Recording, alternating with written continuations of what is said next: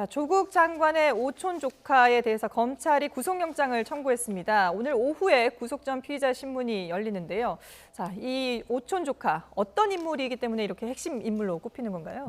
일단 이제 조국 장관과 뭐 가족들이 뭐 10억 원이 넘는 가량, 14억 5천만 원 가량의 투자를 했었을 때 그 투자를 받은 펀드를 운영하는 회사가 있을 거 아니겠습니까? 네. 그 운영하는 회사가 코링크라고 알려진 회사인데 그 회사의 대표는 이모 씨라고 따로 있긴 합니다만 예. 사실상 이 오촌 조카가 이 회사의 대표였던 게 아니냐. 그러니까 명목은 이름은 다른 사람으로 대표를 하고 있었지만 그런 네. 의혹을 받고 있고 그게 중요한 이유가 이제 이게 조국 장관의 오촌 조카다 보니까 원래 이제 조 장관 같은 경우는 펀드라고 하는 게 그냥 돈을 맡기고 거기서 수익만을 거두는 걸로 알고 있었는데 네네. 만약에 오촌 조카가 실제로 그 펀드 회사를 운영을 하고 있었더라면 그 이상의 일들이 어찌 보면 있을 수 있지 않겠느냐. 예. 그래서 그 부분에 대해서 핵심 인물로 꼽히고 있는 거고 또 이 펀드 회사를 실질적으로 운영을 했다라면 그 지금 이제 검찰에 적용한 혐의를 보게 되면 이렇게 조국 장관으로부터 받은 돈을 실제 그 돈이 쓰일 투자 회사에 투자를 해서 20억 원 가량을 건넸다가 다시 그중 일부를 또 되돌려 받았단 말이에요. 네네. 그럼 그거는 명백하게 횡령이 되는 거거든요.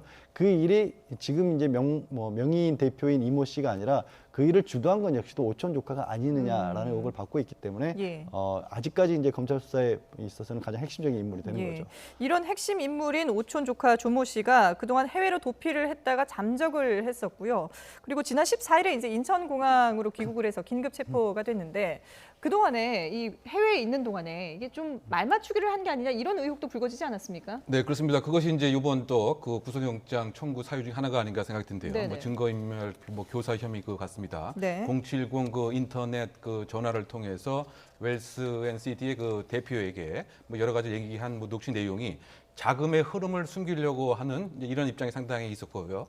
또 이것이 만약에 알려지게 되면 다 같이 죽는다. 네. 조국 장관이 낙마할 수도 있다. 뭐 이런 얘기를 그 했기 때문에 예. 과연 그 자금의 흐름을 왜 숨기려고 한 것인지 이 부분에 있어서의 증거인멸 교사 혐의도 분명히 있는 것이고요. 네네. 결국 이제 이것은 그 조국 장관 또는 조국 장관 부인이 일정한 연결고리 또는 역할을 한 것이 아니냐, 가담한 것은 아니냐, 네네. 또는 의사결정 과정에 참여한 것은 아니냐, 이 부분으로 나가기 위한 하나의 이제 수사의 그 시작이 될 것 같은데요.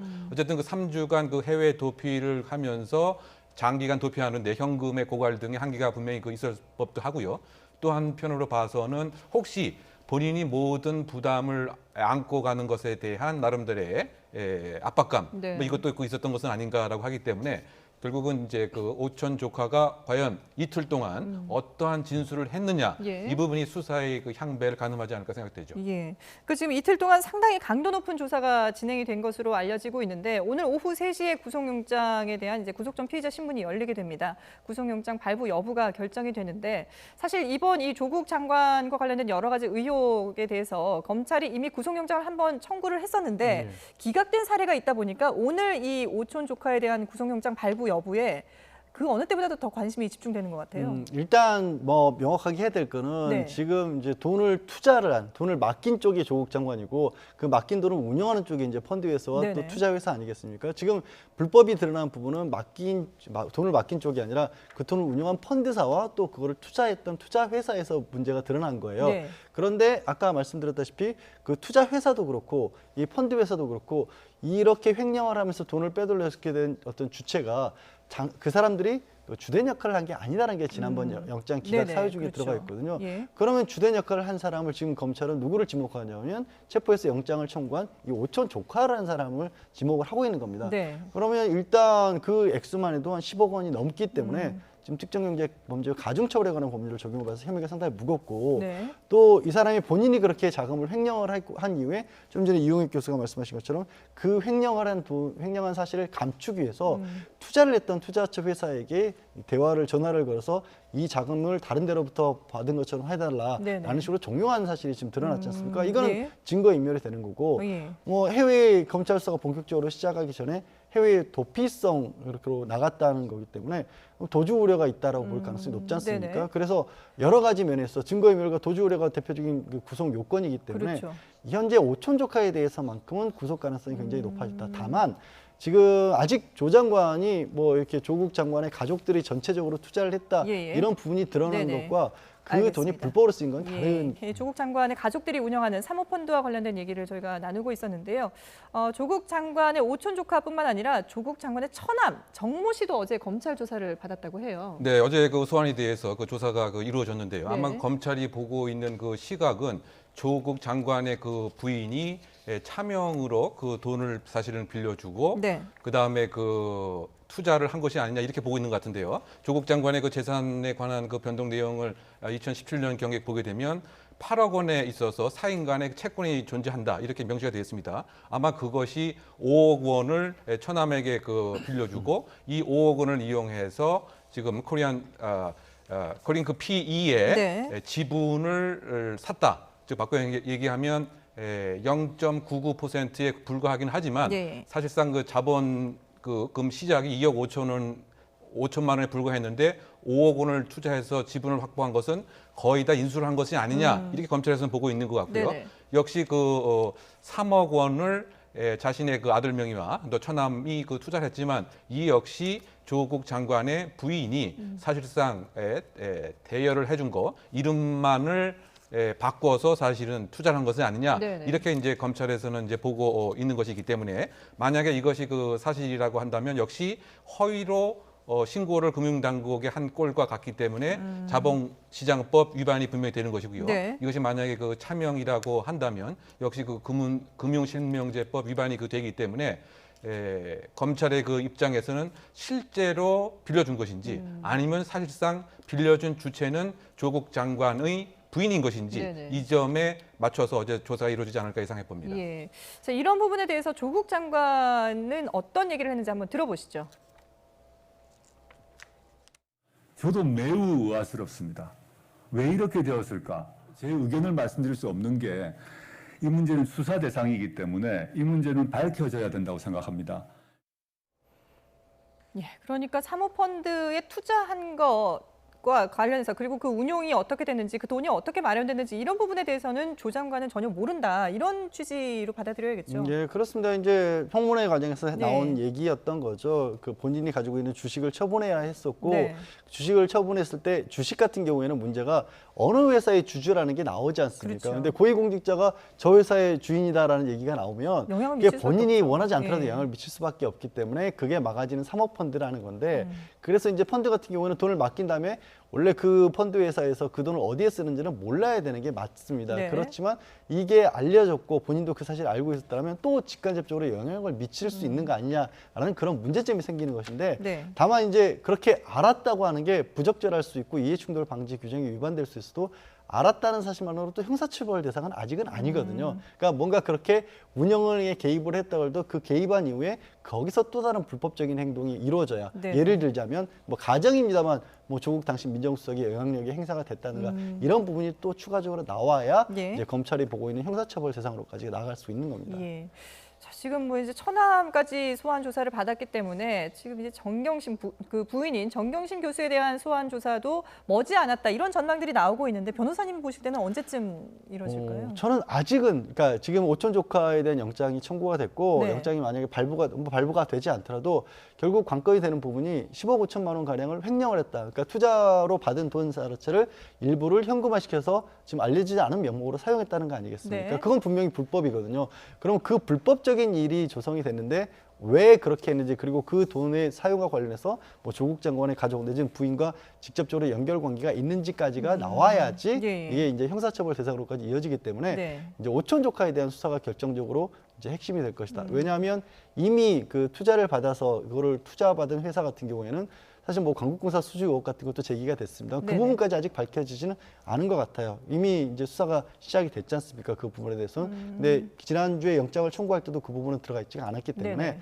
결국 오늘 영장이 청구가 된 조 장관의 오촌 조카의 입에서 그리고 어떤 증거들이 나오느냐가 결정적으로 중요한 계기가 될 겁니다. 예.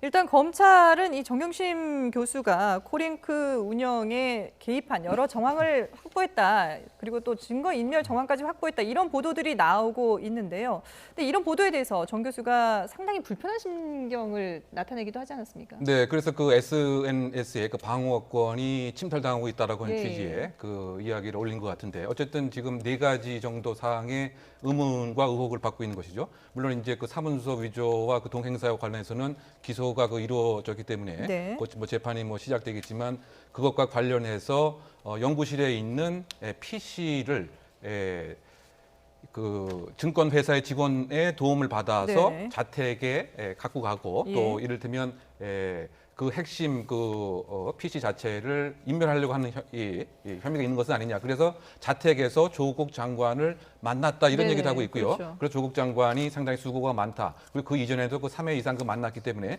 증거 인멸 혐의가 그 2번째라고 그 한다면 예. 그 3번째는 PC 이 펀드 운영과 그 관련돼서 청문회 그 당일날 일정한 이제 그 보고서가 나왔었는데 이것이 그 조국 장관의 조국 장관이 요구를 해서 조국 장관 부인이 요구를 해서 급조된 것이다라고 하는 이를테면 통화 기록이 나왔다. 이것도 하나의 지금 조사의 그 대상이 될 것 같고요. 네네. 그 다음에 이제 그 WFM과 관련돼서 7개월에 걸쳐서 한 달에 200만 원씩 1,400만 원의 자문료를 그 받았는데 이것이 과연 적절한 그 자문료였는지 아니면 실제로 펀드의 그 운영을 하는 일정한 또 대가로서 그 받은 것인지 이런 그 4가지 그 의혹을 받고 있는 상황이죠. 예. 자, 이렇게 지금 검찰 수사가 이루어지고 있는데 이와는 별도로 지금 당정이 검찰의 피사실 공표를 제한하는 이른바 이 공보준칙 개정을 추진하겠다 이렇게 밝혔습니다. 이게 어떤 내용인 겁니까? 일단 뭐 피의자가 어떤 혐의를 받고 있는지 누구인지부터 시작을 하는 겁니다. 네. 뭐 지금 같은 경우는 뭐 고위공직자나 국회의원 같은 경우는 누가 어떤 수사를 받고 있다. 그리고 또 그분들이 이제 소환돼서 조사를 받을 때 포토라인에 있어서 그렇죠. 이제 촬영도 저희도 생중계로 다 하지 전해드리고 않습니까? 하는데요. 그리고 예. 수사 내용에 관해서도 사실상 일정 부분 뭐 언론을 통해서 공개를 되는 일이 좀 예, 예. 많이 있었는데 뭐 모든 경우라고 말씀드릴 수는 없겠지만 과거에도 보면 피의자 입장에서 봤었을 때는 불리한 사실들이 알려지면서 이른바 여론몰이로 검찰이 수사에 동력을 쌓는 그런 경우들도 있지 않습니까? 네네. 그렇게 남용되는 여지를 아예 막겠다라는 게 이번에 이제 공보준칙을 개정해서 추진하고자 하는 내용입니다. 예. 특히 이제 그 조국 장관 같은 경우에는 이 인사청문회 과정에서 불거진 검찰의 수사 기밀 유출 논란과 관련해서 여당 내에서는 이게 예전에 노 전 대통령의 그 논두렁 시계가 상당히 좀 트라우마로 남아 있다 이런 얘기들도 많이 나오고 있거든요. 네, 뭐 그렇게 뭐 얘기를 합니다만 예. 뭐 실제 이번 상황에서 과연 검찰이 실제로 피의 사실을 유포했느냐 이 부분에서 검찰은 상당히 그 부인하고 있는 것이죠. 지금 이제 조국 장관과 관련된 의혹을 수사하는 과정에서 네, 말이죠. 네, 예. 그렇죠. 그래서 예를 들면은 그 부산 의료원장의 여러 가지 그 주치 그 관련된 것도 네. 사실 검찰이 유포한 것이 아니고 기자가 스스로 그 PC 화면에서 이제 포착을 한 것이다 이렇게 그 얘기를 하고 있고요. 네네. 또 마찬가지로 이번에 그 녹취록과 관련된 그 세세한 그 사항도 그 당사자가 언론 등에 그 제보를 한 것인데 과거에 있었던 노무현 대통령의 피의 사실 공표하고 연관시키는 것은 부당하다라고 하는 취지로 계속 이제 그 부인을 하고 있는 것 같고요. 예. 지금 조금 전에 우리가 그 얘기했던 소위 그 공보 준칙의 그 내용을 가만히 살펴보면 사실상 기소 전이든 기소 후든 이 내용 자체를 알리지 않겠다고 하는 것에 저는 가깝다고 생각합니다. 네. 바꿔 얘기하면 대부분의 그 내용 자체가 수사기관만이 알고 있는 뭐 이런 그 상황인데 네네. 이와 같은 그 내용이 오비 일학인지는 모르겠지만 지금 그 법무장관이 된 이후에 이 공보 준칙의 가장 혜택을 볼 사람은 네. 어떻게 본다면 만약 이거 실체 진실 사실이라고 한다면 조국 장관의 가족이라든가 당사자가 될 수도 있기 때문에 왜 하필 지금 이 시점에서 네. 공보 준칙을 개선하려고 하느냐 뭐 이런 것에 있어서 사실은 조금 명분이 없는 뭐 이런 상태가 아닌가 생각이 됩니다. 예. 물론 이제 그 피의사실 공표에 관한 여러 가지 폐해가 있긴 하지만 이를테면 그 대법원 여러 가지 대법원장이라든가 네네. 대법관에 관한 그런 사항에서도 여러 가지 이제 알 권리라고 하는 차원에서 이때 알려졌고요. 네네. 또 어떤 큰 틀에서 보게 된다면 범죄 사건은 공적 사건이기 때문에 국민이 당연히 알아야 되고 더군다나 대표적인 공적 인물인 권력을 갖고 있는 사람과 관련된 의혹은 당연히 알아야 되는데 이것을 이 시점에서 준칙을 마련해서 그것도 법무부 훈령으로 법무부 훈령은 사실은 이제 법 절차 없이 네. 그 장관이 사인만 하면 사실 발효될 수 있는 것인데 네네. 그 첫 1호 그 수혜 대상이 본인의 사건이 될 수 있다고 하는 이 점에서 과연 좀 명분이 좀 부족한 것이 아닌가 이런 생각이 좀 듭니다. 그 검찰이 불필요하게 수사 내용을 좀 흘리는 그런 의도적인 것을 막기 위해서 필요하다라고 주장하는 쪽과 그리고 국민의 알 권리를 이게 막는 게 아니냐 이런 주장이 지금 어떻게 보면 이제 팽팽하게 맞서고 있다라고 볼 수 있을 것 같은데 변호사님 보실 때는 어떠세요? 저는 일정 부분 필요한 부분도 있다라고 봐요. 예. 그리고 이제 오히려 그 부분에 명분이 없다라고 할 수도 있지만 그 반대로 네. 사실 지난 이제 조국 후보자 시절에 들게했던 많은 의혹들 같은 경우에는 또 딸에 관한 얘기들도 굉장히 끊이지가 않았거든요. 그렇죠. 사실 공인도 아니고 사실 대상 자체가 될 수가 없는데도 불구하고 그 딸과 관련해서 여러 가지 보치하는 여론을 형성하는데 많은 기여를 이건 이제 검찰에서 그 사실이 나은지는 알 수가 없습니다만 네네. 그런 여지를 막자는 거기 때문에 이번 사건이 계기가 충분히 될 수 있다라고 봅니다. 다만 이게 이렇게 하다 보면 오히려 지금 문제로 거론되고 있는 건 뭐냐면 네. 당사자조차도 내가 어떤 의미로 수사를 받고 있고 나에 대해서 어떤 불리한 내용이 있다는 걸 모르는 상황에서 언론을 통해서 그걸 알게 되는 그런 상황이었거든요. 예. 지금까지는. 그러다 보니까 이게 방어권을 굉장히 심각하게 침해하고 인권 침해 소지고 있다라는 얘기도 많이 나왔던 건데 네네. 그럴 거라면 지금의 공보주칙도 일정 부분 그 내용은 갖추고 있는데 제대로 시행이 안 되고 있는 게 뭐냐면 어느 정도 수사가 단계에 오르면 그다음부터는 피의자도 그 사실에 대해서 같이 알 수 있게끔 해줘라는 거죠. 네. 이게 공개된 상태로 수사로 전환이 된다라는 겁니다. 그러면 불필요하게 지금 얘기하는 건 불리한 사실들만을 이게 유출이 된다라는 건데 예. 모든 사실들이 어느 정도 공개된 상황에서 수사가 이루어지고 그게 재판으로 이어지게 된다면 이게 방어권에 대해서 침해도 여지도 없고 알 권리의 침해도 없는 거거든요. 네. 검찰의 수사가 지금까지는 어떤 밀행성을 갖추고 전부 다 폐쇄된 상태에서 알려주지 않아야 되는 것처럼 수사를 하면서 검찰의 입장에서 유리한 것들만 나오는 게 아니라 의혹을 받고 있기 때문에 이게 예. 문제가 되는 거니까 그게 아니라 아예 전환을 해서 투명한 방식으로 가는 것도 하나의 방법이 아닐까 싶습니다. 예. 자, 뭐 여러 가지 그 합리적인 대안들을 좀 찾을 수 있도록 고민을 해봐야 되지 않을까 싶습니다.